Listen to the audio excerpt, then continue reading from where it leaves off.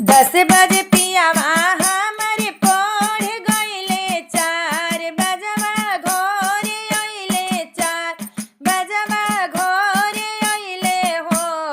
ललना ओरिया तर बैठेला मनवा मारी तो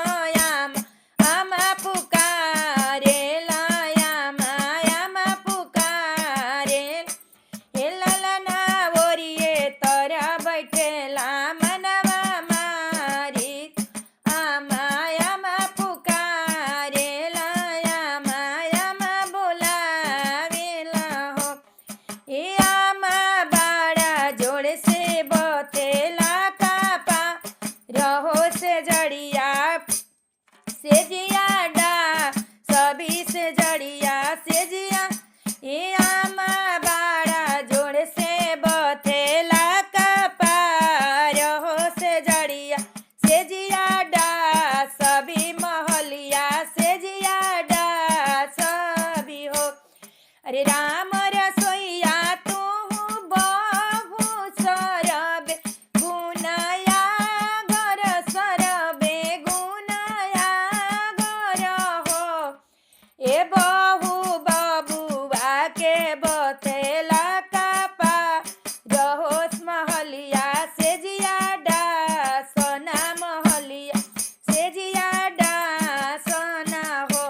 ए बहु बबुआ के बतेला कापा रहो महलिया से जिया डा सोना हो अरे सासू अरे बोलिया तो ये सासू बोलेलू बोलहीन जानेलू बोलहीन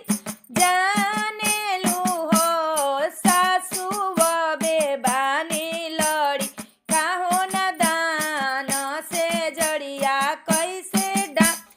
सभी से जड़िया कैसे डा सब हो ए सासू